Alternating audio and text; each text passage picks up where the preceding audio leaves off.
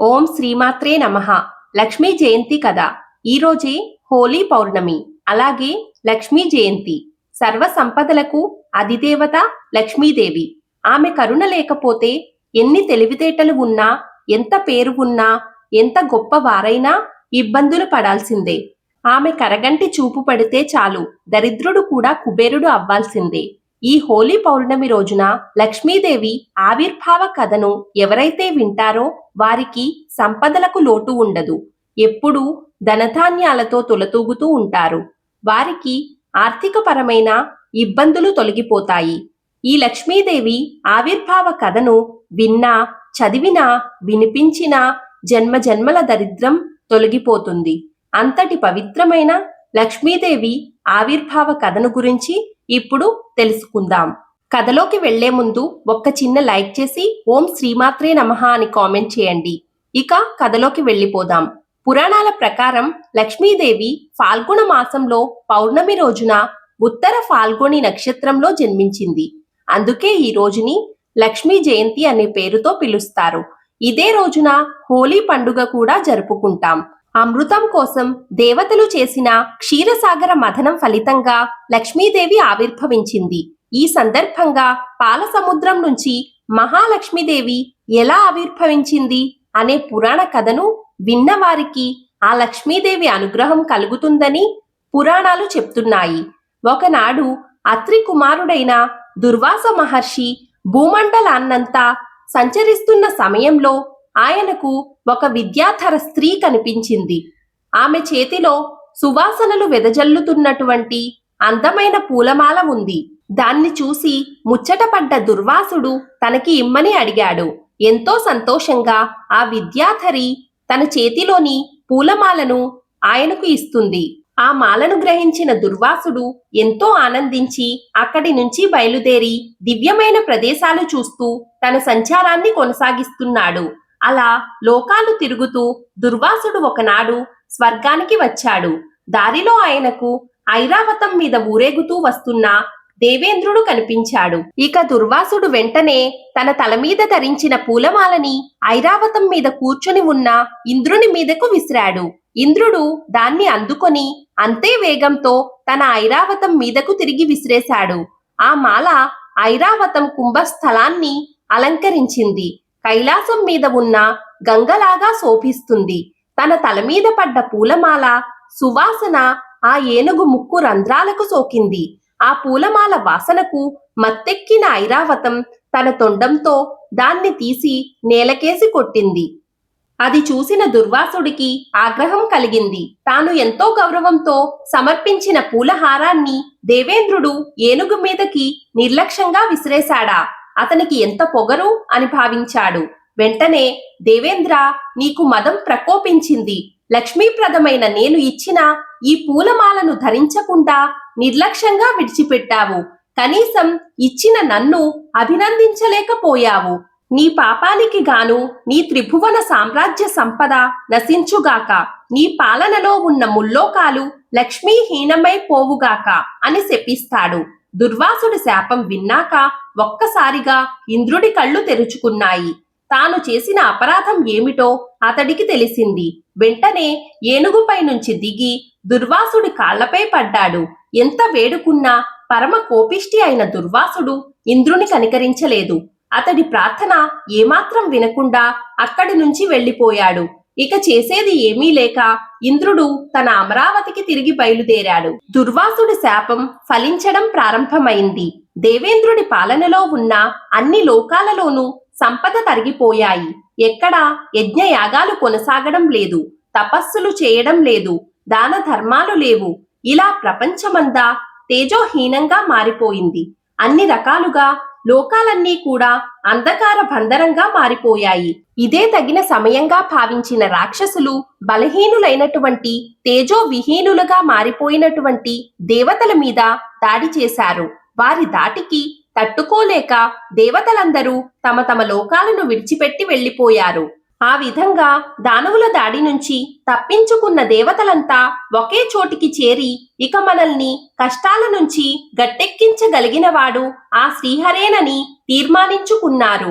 వెంటనే అందరూ కలిసి సామూహికంగా శ్రీహరిని చేరి ఆయన్ని శరణు వేడారు. దేవతల బాధలు విన్న శ్రీహరి వారిని ఓదార్చి, దేవతలారా, మీరేమీ చింతించకండి, ముందు మీరంతా వెళ్లి దానవులతో సంధి చేసుకోండి అని చెప్తాడు. మీరు వాళ్ళు కలిసి క్షీరసాగరాన్ని మథించండి. దానికోసం మందర పర్వతాన్ని కవ్వంగా, వాసుకి అనే సర్పాన్ని త్రాడుగా చేసుకోండి. నేను మీకు సహాయంగా ఉంటాను అని చెప్తాడు. ఇక సముద్ర మథనం ద్వారా అమృతం ఆవిర్భవిస్తుంది. దాన్ని త్రాగడం వలన మీరు అమిత బలశాలులు అవుతారు, అమరులు అవుతారు. ఇక వెళ్ళి వెంటనే పనిని ప్రారంభించండి అని చెప్పి పంపించాడు శ్రీహరి. ఇక శ్రీహరి మాట ప్రకారం దేవతలు రాక్షసులతో స్నేహం కుదుర్చుకొని మందర పర్వతం, వాసుకి సర్పం సహాయంతో క్షీరసాగరాన్ని మథించడం ప్రారంభించారు. ఆ మదనంలో మొదటిగా సురపూజిత అయిన కామధేనువు ఆవిర్భవించింది. దాన్ని చూసి దేవతలు, దానవులు ఇద్దరూ ఎంతో ఆనందించారు. ఆ కామధేనువును దేవతలు తీసుకున్నారు. ఇక తిరిగి మదనం ప్రారంభమైంది. తర్వాత పారిజాత వృక్షం ఆవిర్భవించింది. దేవతల నందనవనంలో స్థిరంగా నిలిచింది ఆ పారిజాత వృక్షం. దాని తర్వాత 60 కోట్ల అప్సర గణాలు ఆవిర్భవించారు. పుణ్యజీవులైన వారంతా దేవదానవుల చేత గౌరవింపబడ్డారు. వారి తర్వాత చల్లని వెన్నెలలు కురిపిస్తూ చంద్రుడు ఉదయించాడు. తన తలలో శిరోభూషణంగా అలంకరించుకుంటాను అని శంకరుడు చంద్రుని తీసుకున్నాడు. ఆ వెంటనే భయంకరమైన జ్వాలలు వెదజల్లుతూ కాలకూట విషం ఆవిర్భవించింది. దాన్ని చూసి దేవతలు, రాక్షసులు భయపడిపోయారు. అందరి ప్రార్థనలు విన్న పరమేశ్వరుడు ఆ విషాన్ని తన కంఠంలో ధరించాడు. అందువల్లే ఆయన్ని నీలకంఠుడు అంటారు. ఆయన త్రాగగా మిగిలిన గరళాన్ని అక్కడే ఉన్న నాగులు త్రాగాయి. ఇక క్షీరసాగర మథనం కొనసాగుతూ ఉంది. కాలకూట విషం తరువాత కొద్దిసేపటికి అమృత భాండం ధరించిన ధన్వంతరి ఆ పాల సముద్రం నుంచి ఆవిర్భవించాడు. ఆ తరువాత వరుసగా ఉచ్ఛస్రవం అనగా గుర్రము, ఐరావతము జన్మించాయి. ఇక వాటి వెంటనే వికసించిన తామర పువ్వు మీద కూర్చొని సర్వాలంకార శోభిత అయిన మహాలక్ష్మీదేవి పాలసముద్రం నుంచి బయటకు వచ్చింది. సర్వమంగళకారిణి అయిన ఆ దేవిని చూసి ఋషులు, మునులు ఎంతో ఆనందించి శ్రీ సూక్తంతో ఘనంగా స్తుతించారు. ఆమె రాక సందర్భంగా విశ్వాసు గంధర్వులు పాటలు పాడగా అప్సర గణాలు నాట్యాలు చేశారు. గంగాది నదులు దేవీ స్నానం కోసం విచ్చేశాయి. ఇక దిగ్గజాలన్నీ సర్వకుంభాలతో గంగా జలాన్ని తీసుకుని మహాలక్ష్మీదేవిని అభిషేకించాయి. క్షీరసాగరుడు స్వయంగా పైకి వచ్చి ఎప్పటికీ వాడిపోని పద్మమాలని దేవికి సమర్పించాడు. దేవశిల్పి అయిన విశ్వకర్మ దివ్యమైన స్వర్ణ ఆవరణాన్ని ఇవ్వగా వాటిని ధరించి సర్వాలంకార శోభితగా ఆ మహాలక్ష్మీదేవి అందరికీ దర్శనమిచ్చింది. మహా సౌందర్యంతో కోటి సూర్య కాంతులతో వెలుగుతూ ఉన్నటువంటి ఆ దేవిని చూసి ఆమె లావణ్యానికి మైమర్చిపోయిన దేవతలు, దానవులు ఎవరికి వారు ఆమెను స్వీకరించాలని పోటీ పడ్డారు. అదే సమయంలో బ్రహ్మదేవుడు అక్కడికి వచ్చి లక్ష్మీదేవిని శ్రీహరికి సమర్పించాడు. అందరూ చూస్తూ ఉండగా బ్రహ్మ మాటని గౌరవించిన శ్రీహరి లక్ష్మీదేవిని తన వక్షస్థలం మీద ధరించాడు. శ్రీహరి చేత వరించబడినటువంటి లక్ష్మీదేవి ఆయనతో, స్వామి, నన్ను స్వీకరించినందుకు చాలా సంతోషము. నన్ను ఎప్పుడూ మీరు విడవకండి. మీ హృదయమే నాకు తగిన స్థానము. మీ ఆజ్ఞని నేను శిరసావహిస్తాను అని సవినయంగా తన చేతిలో ఉన్న పూలమాలని ఆయన మెడలో వేసింది. ఆ దివ్య దృశ్యాన్ని చూసి దేవతలంతా ఎంతో సంతోషించి వారి మీద పూలవాన కురిపించారు. లక్ష్మీదేవి తమకు దక్కకుండా శ్రీహరిని వరించడంతో రాక్షసులంతా ఎంతో బాధపడ్డారు.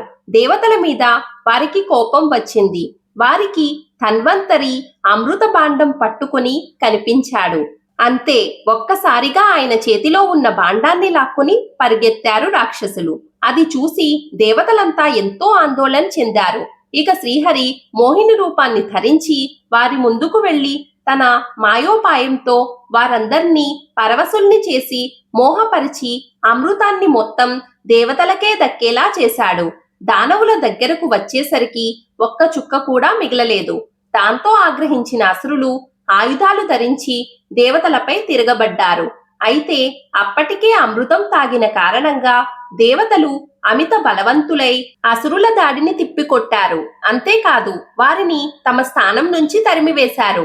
ఆ విధంగా దేవతల దాటికి తట్టుకోలేక రాక్షసులంతా పారిపోగా దేవతలు సంతోషించి తమకు ఇంత మేలు చేసిన శ్రీహరిని పరిపరి విధాలుగా ప్రార్థించి తమ తమ లోకాలకు వెళ్లిపోయారు. ఇక ఆనాటి నుంచి అసురులు సురాపాన వ్యసనులై శ్రీలోలై పాతాళానికి వెళ్లి అక్కడే నివసించసాగారు. ఎక్కడైతే లక్ష్మీదేవి ఆవిర్భవించిందో వెంటనే అన్ని లోకాలు తిరిగి ప్రకాశించాయి. అందరికీ ధర్మబుద్ధి కలిగి సూర్యుడు పోయిన కాంతిని తిరిగి పొందారు. అగ్ని తన పూర్వ తేజస్సుతో తిరిగి ప్రజ్వరిల్లాడు. ఆ విధంగా ముల్లోకాలు లక్ష్మీ కళతో వైభవంగా విరాజిల్లాయి. అప్పుడు బ్రహ్మదేవుడు దేవతలతో, సురులారా, జగన్నాథుడైన శ్రీహరి, జగత్రక్షకుడైన శంకరుడు మీకు ఎప్పుడూ అండగా ఉంటారు. వారిని మీరు ఎప్పుడూ ఉపాసిస్తూ ఉండాలి. వారే మీకు వరప్రదాతలు అని చెప్పి తన సత్యలోకానికి వెళ్లిపోయాడు. ఆ విధంగా మహాలక్ష్మీదేవి క్షీరసాగరం నుంచి ఆవిర్భవించింది. చూశారు కదండి, ఈ హోలీ పండుగ రోజు లక్ష్మీదేవి ఆవిర్భావ కథను గురించి తెలుసుకున్నాం కదా. ఈ వీడియో మీకు నచ్చినట్లయితే ప్లీజ్ ఒక చిన్న లైక్ చేసి మన ఛానల్ను సపోర్ట్ చేయండి. ఇంకా మరెన్నో ఇంట్రెస్టింగ్ వీడియోల కోసం మన ఛానల్ను సబ్స్క్రైబ్ చేసుకోండి. Thank you for watching this video.